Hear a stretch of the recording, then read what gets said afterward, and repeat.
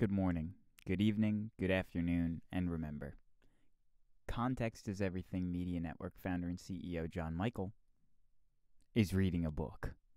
This is a self-help book from the year 2000. Doesn't matter what year it's from. I think it's from 2011. But it's a self-help book called Dissolving the Ego and Realizing the Self. This is the final chapter and the second to last day of the reading. So thank you for listening along. John Michael at Context is Everything. Dissolving the Ego and Realizing the Self, Chapter 11, Enlightenment.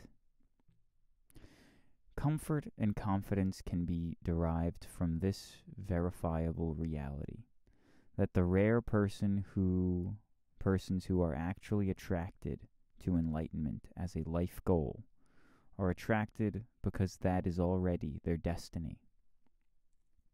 For the same reason, only future golfers would be taking golf lessons.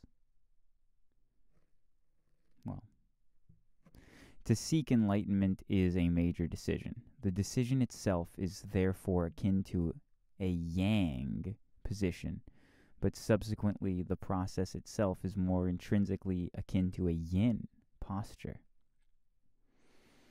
While the ordinary ego is programmed to getting yang, spiritual intention is now shifted to allowing yin. So yin and yang. Yang is getting, yin is allowing. Yang is striving, yin is,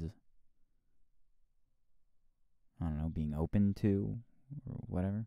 The dedication to self-realization and enlightenment is a disciplined, straight, and narrow path. Thus, a serious devotee is advised to bypass the attraction of curiosity and appeal to the inner child offered by the magical, mysterious, paranormal, and psychic phenomena that are commonly merchandised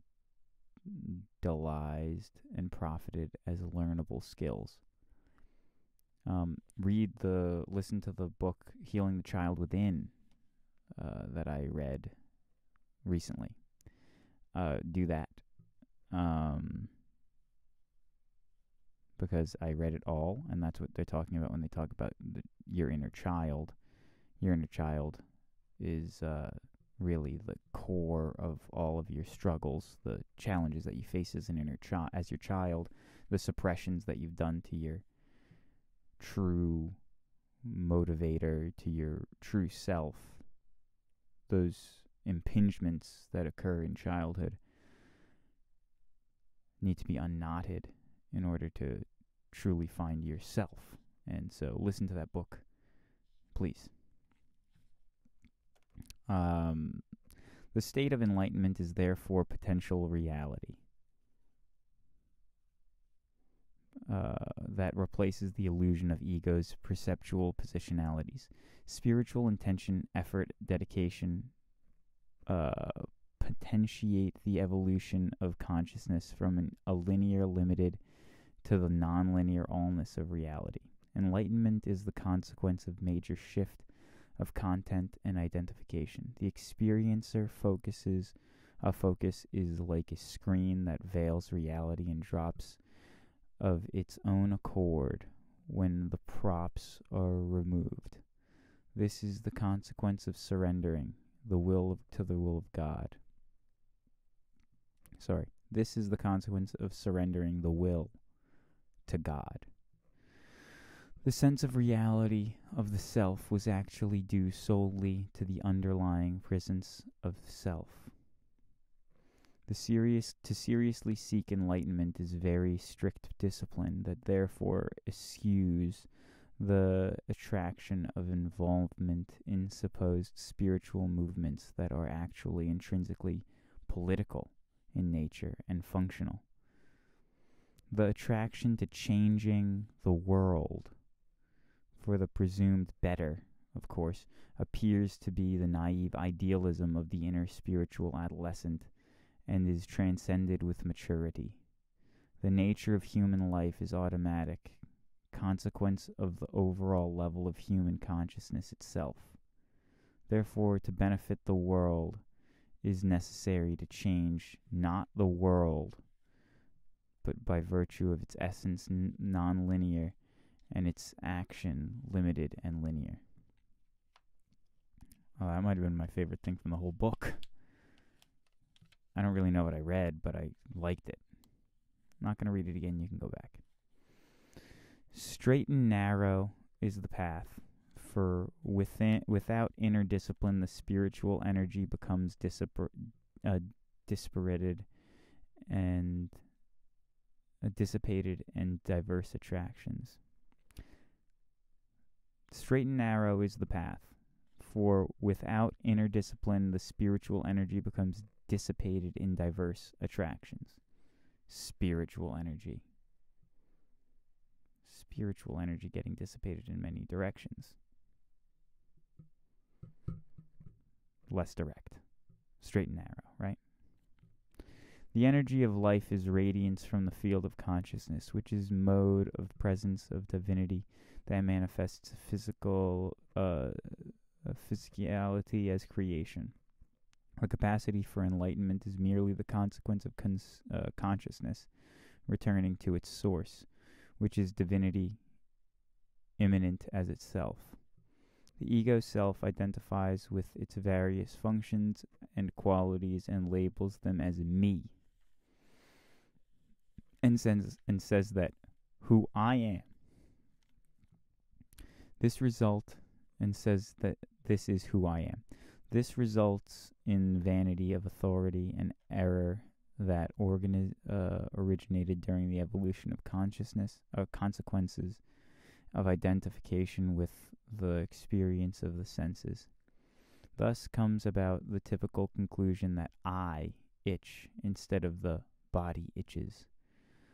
The same error of ownership occurs with feelings and thoughts, in that the witness identifies with the subject and content of the experiencer. The experiencer function is an information probe that collects linear data and therefore is an it and not a me. It is a functional processing unit similar to the senses of smell or touch. The relinquishment of the ego's potentialities reduces the dominance and opens the door for comprehension and awareness that are non-linear and non-conceptual. This emerges the knowingness of the self, by which conflicts spontaneously dissolve. These inner transformations are accompanied by quiet joy and relief, as well as greater sense of internal freedom, safety, and peace. The power of love of the self progressively predominates, that eventually eclipses all negative feelings, doubts, and obstacles. Transformation is thus not experienced as the loss of the self, but rather as the gain of the emergence and unfoldment of the self, which is of a much greater dimension. What actually emerges is a change of state or condition that supersedes and replaces the old. Thus the lesser is replaced by the greater, by which spiritual evolution reveals the presence of God as immanent. This discovery is the change in the state of consciousness historically referred to as enlightenment, or God consciousness. Note that the self is the formless subjective source of the capacity for awareness. It is like the hardware of a computer, innocent, permanent, unchangeable, limited, or unlimited, timeless. On the other hand, the ego records the processes of all data, and domain of form constitutes the software, which is the accumulation of programs. The average person identifies with the ego software programs as his identity, me or I. The condition of enlightenment is the replacement of the identification of self with self, capital S, the source of awareness itself. Thus, God is knowable and known as immanent in here, whereas to the ego, God is seen as transcendent only out there. Awareness itself is beyond even consciousness, therefore it may be said that the absolute is the unknowable exactly because It is beyond knowing, that is, beyond the reach of the consciousness itself. Those who have attained such a state of awareness report that they cannot describe and can have no meaning for anyone without the experience of reality, universally and eternally. We merely fail to recognize it. Such a recognition is the essence of enlightenment and the final resolution of the evolution of consciousness to the point of self-transcendence. The self replaces the self. The capital S self replaces the lowercase s self. That's it for today, and tomorrow we'll finish the book. God bless, and goodbye. Please subscribe if you made it this far.